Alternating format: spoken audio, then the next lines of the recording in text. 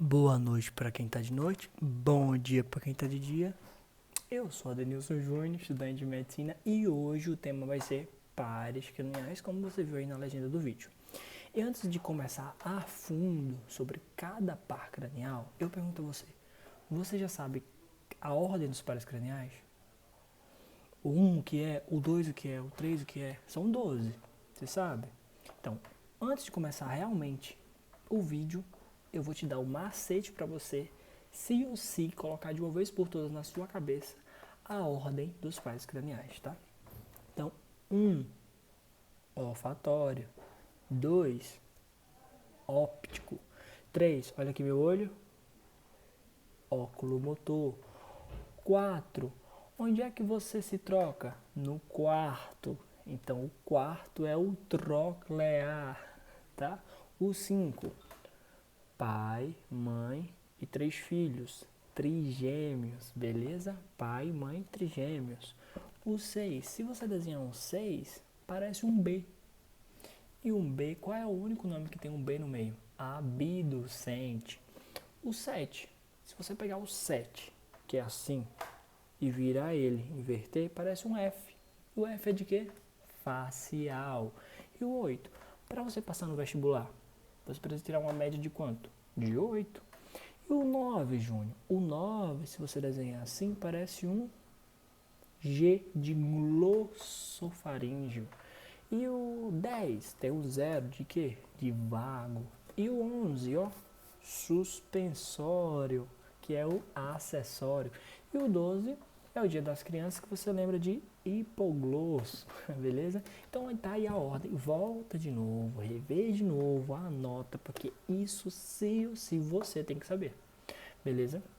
E aí, antes também de começar, eu quero dar um macete sobre que existem pares craniais que são mistos, sensitivos e motores. Eu decorei os mistos e sensitivos e o restante é motor. Então, sensitivo, o que eu vejo, que é o óptico, o que eu sinto, né, no olfatório, e o que eu ouço, que é o auditivo. Então, olfatório, óptico e auditivo. E os mistos? Os mistos é simples. 5, 7, 9 e 10. Esses são os mistos. E o restante é motor. Tendo esses macetes em conta, vamos já para o vídeo. Gente, todo o material de pares craniais vai estar disponível aqui na descrição abaixo do vídeo, beleza? Então vamos lá. Já aprendemos e decoramos toda a parte de como a sequência dos pares craniais e como eles são divididos em sensitivos, mistos e motores, né? Decora sensitivo e misto e o restante é motor. Vamos partir para o primeiro par cranial, que é o olfatório. O que precisa ter em conta? Que o olfatório ele é sensitivo, é uma função de sentir o olfato. Primeira coisa, e a gente vai ter 4 nomezinhos para lembrar dessa função sensitiva, que é hipósmia, parósmia, anósmia e cacósmia. Hipósmia, hipo é tudo que diminui. E quando eu falo de ósmia, osmia, é relacionado ao olfato. Então, diminuição do olfato se chama hipósmia, né? Eu diminuo o sentido, diminuo minha sensibilidade de sentir os cheiros. Parósmia, eu lembro de algo paranoico, né? Parósmia paranoico. Então, é quando eu acabo percebendo, sentindo cheiros que não são reais. Como eu escrevi bem aqui, percepção de cheiros que não são reais, são alucinações. Então eles se confundem. Então parósmia de paranoico. Anósmia, o A é de ausência. Então realmente aqui eu tenho a ausência da percepção do olfato. Então aqui eu não sinto cheiro de nada. E cacósmia eu lembro de cocô. É quando eu tenho a percepção de cheiros desagradáveis. Sendo que isso aqui não é alucinação. Literalmente eu consigo um cheiro de excreções de cavalo. Então consigo distinguir um mau cheiro para um cheiro bom. Isso é cacósmia, né? É percepção de cheiros desagradáveis. E como eu estou falando de uma exploração ou de um sentido olfatório, que a função dele é sensitiva, qual vai ser a exploração física dele? Sentir cheiros. Então eu vou dar vários frascos para o meu paciente sentir o cheiro. E vale lembrar, não irritativos, pelo amor de Deus. Então ele vai sentir o cheiro e vai ver se esse par está funcionando bem, beleza? Segundo par é o óptico. O óptico a gente tem que lembrar que ele também ele é da visão, a função dele é ver, e ele vai ter explorações físicas nesse sentido. Primeiro é a agudez visual, que a gente vê muito quando a gente vai fazer exame de vista e tudo mais. Campimetria por confrontação, o que seria isso?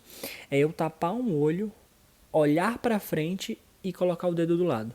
E aí eu peço para o paciente, olhando para frente, se ele consegue ver o campo, né, lateral do olho, que se chama campo temporal. Lembra que o osso temporal da cabeça do crânio é bem aqui do lado? Então eu chamo esse campo de campo temporal, da lateral do olho, que está mostrando aqui, ó. Ele tapou um olho, olhou para frente e colocou o dedo aqui do lado. Por colocar o dedo aqui do lado, ele pergunta para o paciente, que é esse aqui, se ele consegue enxergar o dedo dele no campo temporal. Ele diz, não, eu consigo enxergar. Mesmo olhando para frente, ele consegue enxergar o dedo na lateral. Então ele tem uma campimetria por confrontação bacana, né? Não patológica, ele consegue enxergar. Não vou entrar em detalhes aqui de temporal e nasal, que é o campo de visão, porque creio que ele, se for cair uma prova, ele não vai cobrar isso. Principalmente o pessoal da Unida, né? E a outra forma de analisar o olho é observando o fundo do olho, beleza? Entramos agora no terceiro par, quarto par e sexto par. Aqui tem nosso olho, ele vai ter vários músculos, tá vendo? No total são 6.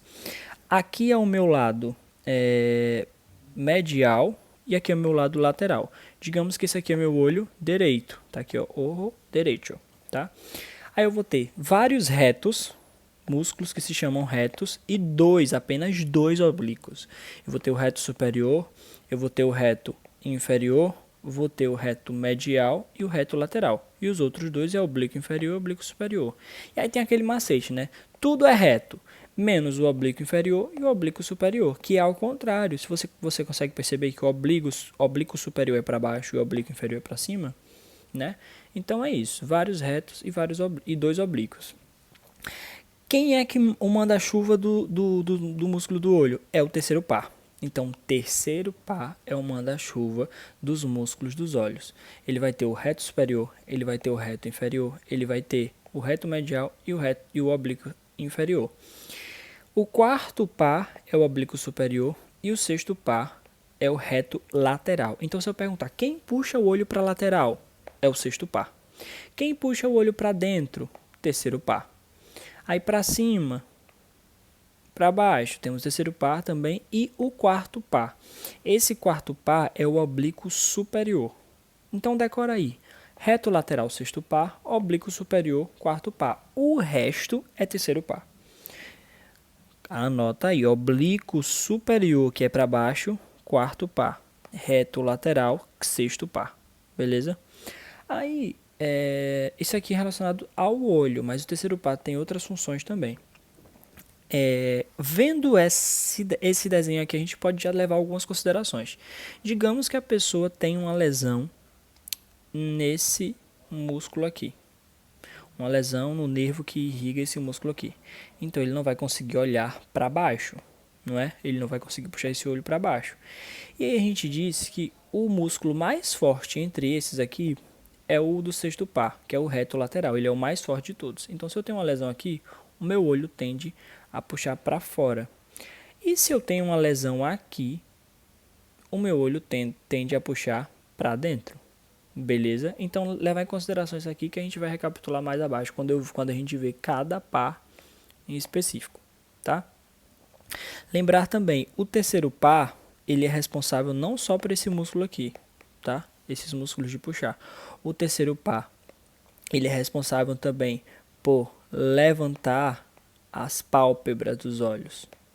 Então, quando eu tenho uma lesão também nesse terceiro par, além de lesionar essa musculatura, minhas pálpebras vão estar caídas. E isso tem um nome, é pitose palpebral. Beleza? Pitose palpebral. Eu também vou ter, sabe o que? Tava quase esquecendo. A função do meu terceiro par também é de contrair a pupila. Contrair a pupila.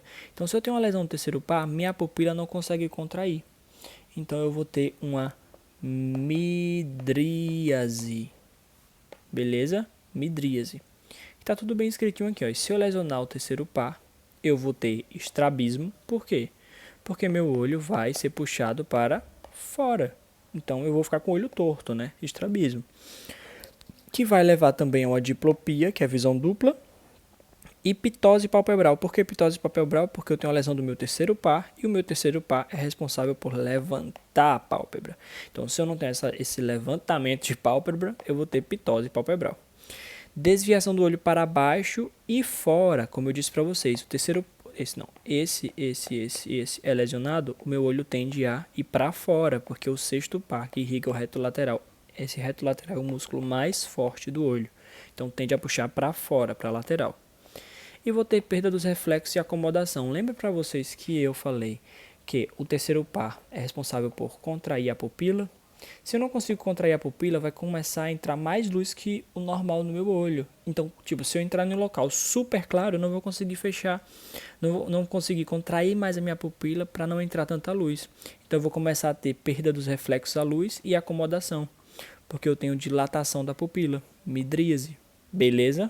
Então, finalizamos aqui o terceiro par, que é chamado também de motor ocular comum, tá?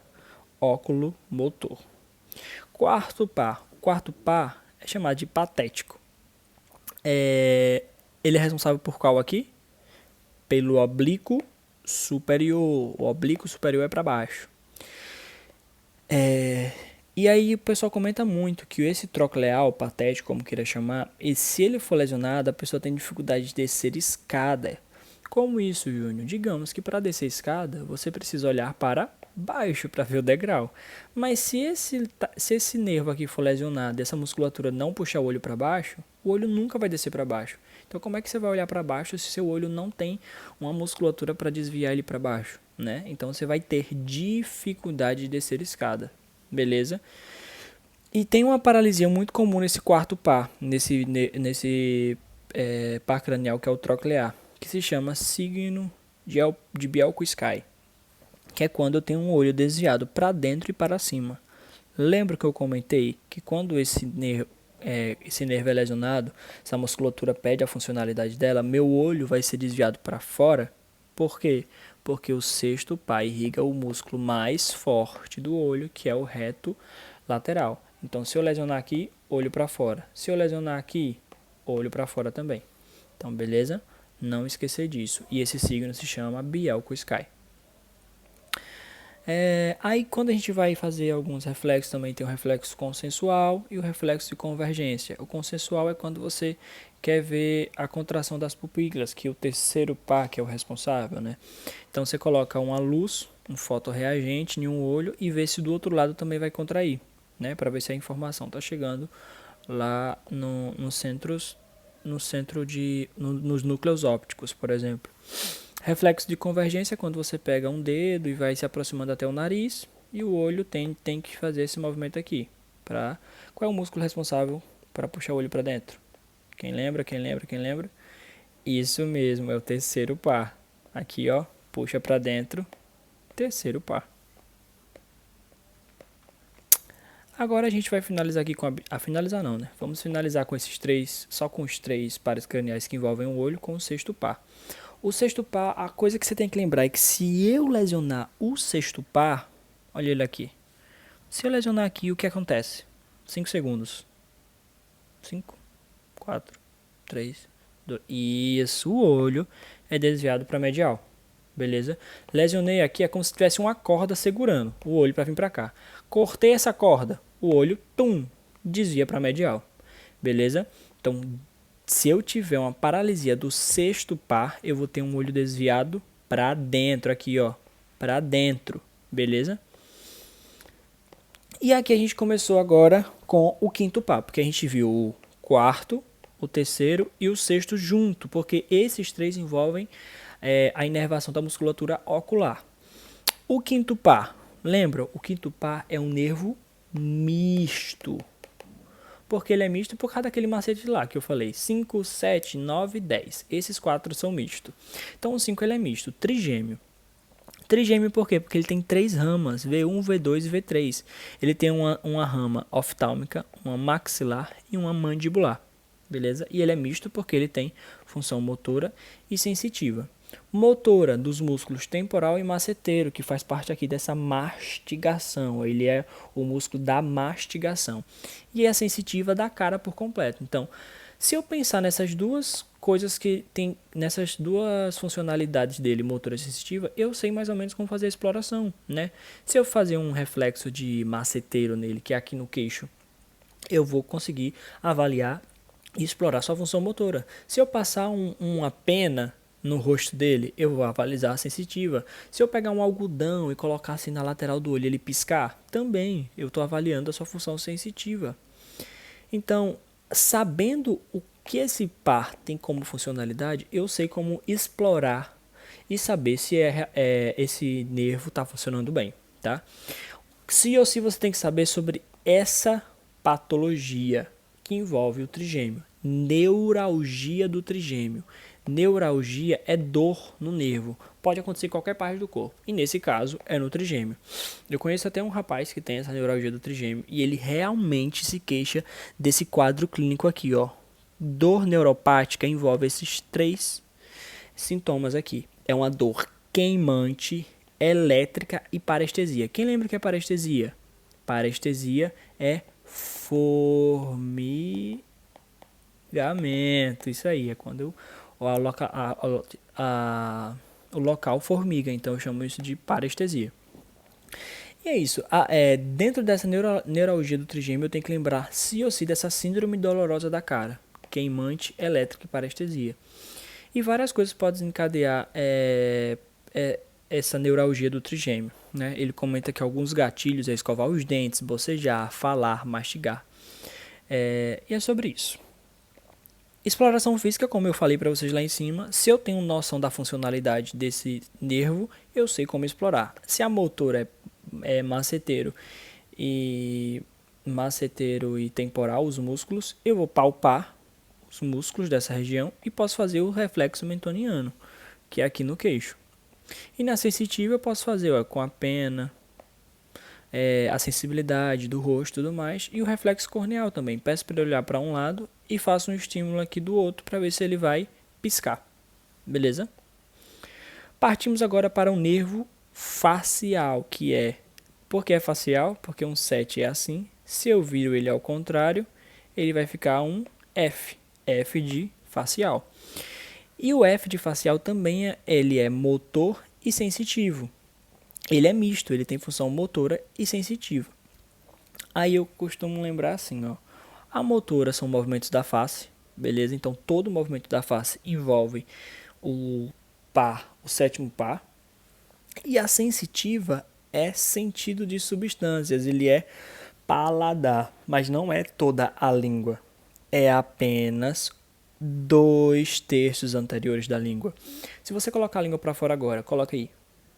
Tenta encostar sua língua na cara, na face. Qual é a parte da língua que vai encostar na face? A anterior.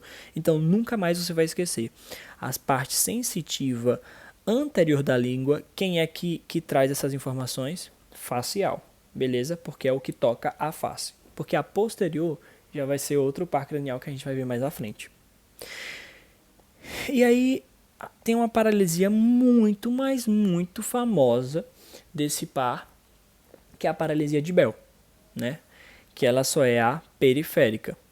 Como é que funciona isso, Júnior? O seguinte, esse sétimo par, ele vai vir lá da área 4 de Brodmann, vai passar pelos seus núcleos e vai decussar uma parte e outra parte não. Por exemplo, a parte direita, não vou falar como a do paciente, essa parte esquerda do paciente vai vir, digamos que 3 fibras. Uma fibra vai irrigar ipsilateral, o que é ipsilateral? Mesmo lado. E as outras 2 vai irrigar contralateral a cara inteira. Então ela vem aqui, irriga superior e inferior. E essa aqui ipsilateral, só que só superior. Beleza? E do outro lado a mesma coisa. Vai vir 3 raminhas lá do nervo. Uma vai irrigar ipsilateral superior e a outra contralateral, os 2 lados, superior e inferior. que é que acontece?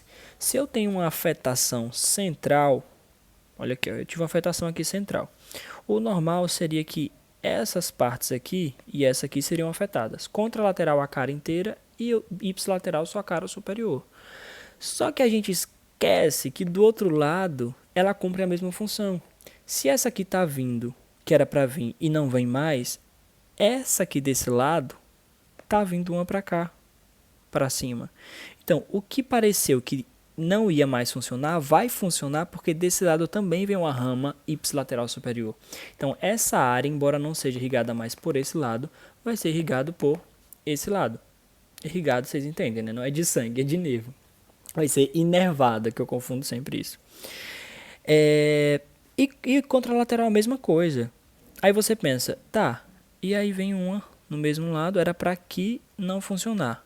Só que vem uma parte aqui de cima e irriga aqui em cima também, do outro lado, lembra? Então, qual é a única parte que vai ser afetada? Essa aqui. Porque ninguém ipsilateral irriga essa parte. Porque ipsilateral só irriga a parte de cima e contralateral as duas. Se eu afetei desse lado esquerdo, as ramas que vinham para os dois lados não vem mais, mas aqui em cima ainda vem do mesmo lado vem uma, então a única área que não é afetada é essa aqui. Gente, se vocês não entenderam, volta ao vídeo e vê novamente. Porque de primeira você não vai entender, mas aí quando você vê umas 500 mil vezes, você vai entender. Isso aqui é muito importante saber, tá? Porque a paralisia de Bell, eu tenho uma afetação que não é central. A afetação vai ser periférica, que é esse outro desenho aqui. E por isso que na paralisia de Bell, que foi a que Justin Bieber teve, ele teve metade do rosto paralisado. Porque a afetação não foi central, a afetação já foi a nível periférico, foi fora da decursação dos núcleos. Então, se é periférico, independente de onde venha, todos os ramos da inervação vai ser afetado. Então, eu vou ter uma paralisia ipsilateral total. Desculpa, vai ter uma paralisia ipsilateral, a lesão total. Beleza? Independente de onde venha, porque a lesão é periférica. Volta ao vídeo e vê se entendeu. Tá? Eu sei que parece confuso, mas quando você entende, você se acha o cara mais incrível do mundo. E aqui entra a paralisia de Bell, tá? É só a periférica, que é a mais comum. A central é menos comum. Beleza? E eu coloquei aqui, ó, paralisia de Bell, quando deu em carinha mais famoso do Brasil, Justin Bieber. Coloquei 4 tópicozinhos pra gente lembrar. Quando a afetação é central é antes da decursação, eu tenho uma hemiplegia da cara inferior contralateral. Júnior, o que é isso? Quando eu mostrei para vocês que eu tenho uma afetação central, eu tenho paralisia da hemicara, metade da hemicara contralateral à lesão, do lado contrário à lesão. Minha lesão foi aqui e eu tive um sintoma, né, de paresia, paralisia, alguma coisa do tipo, contralateral. E a metade da hemicara. Beleza? Outra consideração, quando a afetação é periférica, eu tenho hemiplegia da face do mesmo lado. Então, minha afetação foi periférica. Eu estou tendo uma hemiplegia, de parada, de perca da função total, né? Eu perco realmente total da função da hemicara total, porque foi periférica, que é a patologia de Bell, paralisia de Bell. Afetação periférica é igual a paralisia de Bell. O nervo facial responsável por fechamento da pálpebra, quem é responsável o nervo facial ele é responsável pelo fechamento da pálpebra. Quem é responsável pela abertura, vocês lembram? Quem é responsável pela abertura? 5, 4, 3, 2, 1. O terceiro par. Lembram? Quando eu tenho lesão do meu terceiro par, eu tenho pitose palpebral. Vou até voltar aqui, ó. Lesão do terceiro par, pitose palpebral, porque ele é responsável pela abertura. Por isso, quando eu tenho paralisia de Bell, observa bem aqui. Nessa carinha de anjo aqui, qual é o lado afetado? É o lado direito ou o lado esquerdo? Sim, é o lado direito, porque ele não consegue fechar os olhos, porque o músculo que é responsável de fechar os olhos é o sétimo par, e na paralisia de Bell esse sétimo par está afetado, então ele só consegue fechar do outro lado, do lado que não foi afetado. Então paralisia de Bell tem característica não só do caimento aqui da boca, ele também não consegue fechar o olho. Beleza? Só consegue abrir. E quem é responsável por abrir o olho? Terceiro par. Beleza? Exploração motora, como a gente está falando do sétimo par, é um par misto. Eu vou ter uma afetação motora. A exploração motora vai ser de pedir para o paciente fazer algumas mímicas. Olha, franzir a testas, sorrir, inflar as bochechas, tentar. Por que essa manobra aqui, gente? Ele está com o olho fechado. Estou tentando abrir para ver se está funcionando bem meu sétimo par, porque o sétimo par é responsável pelos fechados olhos. Faz sentido para vocês? Total sentido. E a exploração sensitiva, lembram? Sétimo par, 2/3 da língua de sensitiva inervada pelo sétimo par. Então, para fazer a exploração sensitiva, eu vou pedir para o paciente comer algumas coisas, né? Acabou o sétimo par, vamos para o oitavo par. O oitavo par está relacionado ao equilíbrio e à audição. E aí tem uma exploração chamada acumetria. A acumetria é quando eu pego o diapasão. Lembram? Sabem que instrumento é esse aqui? Diapasão, uma paradinha que vibra. Eu vou golpear esse diapasão e colocar em cima da cabeça. E colocar depois aqui perto do osso temporal, bem pertinho do ouvido. Por quê? O paciente vai chegar para você fazer uma exploração auditiva, se queixando de que não está ouvindo. E aí você vai fazer o quê? Você vai ver se realmente essa falta de ouvir, né, a ausência da audição é por obstrução do canal auditivo ou se é por lesão do nervo auditivo, que é o oitavo par. E aí como é que você faz isso, Júnior? Você vai fazer um estímulo de som com o diapasão em cima da cabeça e na lateral. Se ele falar que não está ouvindo o diapasão aqui, mas está ouvindo aqui, vai ser uma obstrução do canal auditivo. Por quê? Porque se ele ouve aqui, quando eu coloquei em cima da cabeça, a vibração que está aqui vai vibrar pelo crânio e o nervo aqui dentro vai ouvir esse som, vai perceber esse som por dentro, porque nossa cabeça tem toda uma acústica, né? Então eu consigo ouvir colocando diapasão aqui em cima. E ele não ouve aqui por quê? Porque é o canal auditivo que está obstruído. Agora, minha gente, se ele não ouve aqui e não ouve aqui, é uma lesão a nível de nervo. A lesão está no nervo auditivo. Vocês entendem isso? Se não entendeu, volta o vídeo que é importante entender isso, tá? Exploração física com acumetria. Aí eu até escrevi aqui, ó, no material que vocês vão ver aí. Tem dificuldade de ouvir o diapasão perto do ouvido, porém ouve bem quando ele está em cima da cabeça. É uma obstrução do canal. Porém, se ele não escutar o diapasão nem perto, nem no meio da cabeça, é uma lesão do nervo. Beleza? Partimos agora para a parte do equilíbrio. No equilíbrio, a função vestibular do oitavo par está relacionado ao equilíbrio e você pode fazer uma exploração chamada Hall-Picke. Eu chamo de Hall-Picke, mas não se pronuncia assim, tá? Eu acho que é Hall-Picke. Não sei como é que se pronuncia isso não, mas eu falo de Hall-Picke porque é como se escreve. E aí a manobra, como é que faz a manobra? Deita o paciente de uma forma não abrupta, mas rápida e de forma que a cabeça dele tem que ficar fora da maca. E aí você vira essa cabeça a 30 graus para o lado que você está suspeitando da lesão, né? Da lesão vestibular. E aí o olho dele tem que fazer uma coisa chamada nistagmo, que é esse movimento horizontal dos olhos. E esse movimento vai indicar que ele tem uma lesão do par, do nervo do par cranial 8, e que isso precisa ter um tratamento e tudo mais. Então vai indicar uma lesão, tá? Manobra de Hall-Picke, é o que você precisa saber. Se o Hall-Picke for positivo, pode ser até uma doença chamada o VPPB, né? Que é vértigo posicional paroxístico benigno, que é uma lesão do órgão vestibular. Glossofaríngeo. O glossofaríngeo, ele é misto. Lembra? 5, 7, 9 e 10. O glossofaríngeo, ele vai ter a função sensitiva e motora. A motora é glossofaríngeo, gente, é movimentos da língua, né? Então, ele vai ter também os movimentos nauseosos e tudo mais daqui de cima.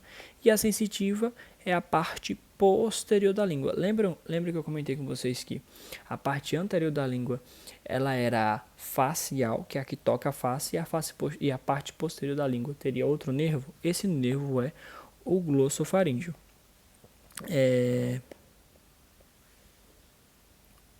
Só uma correção, que eu falei que o glossofaríngeo seria da língua, os movimentos da língua, mas não. O glossofaríngeo é só movimentos nauseosos, tá? O Calil me chamou aqui e eu me desconcentrei um pouco. Então, o glossofaríngeo, ele só reflexos nauseosos aqui, tá? É tanto que a gente vai ter uma patologia dentro desse glossofaríngeo que se chama signo da cortina, que é quando, ó, minha úvula ela tende para o lado ou para o outro, dependendo da lesão. Se eu tiver uma lesão desse lado, minha úvula vai para o outro lado. Se eu tiver desse lado, minha úvula vai para esse lado. É o signo da cortina dentro do par cranial 9. Então, recapitulando: sensitiva, posterior da língua. Motora, está relacionado a essa parte do palato mole. E o signo da cortina, caso tenha uma lesão. Beleza? O vago, ele é também misto. Você vai pedir para o paciente fazer e se tiver lesão, ele vai ter uma disfonia, ele pode ter uma assimetria do palato mole também, ele pode ter uma úvula desviada para o lado saudável. Comparando ao glossofaríngeo, se parecem muito, mas é porque eles cursam com as mesmas funções, tá? Ele inerva paladar, faringe e laringe, e a origem dele é bulbo raquídeo.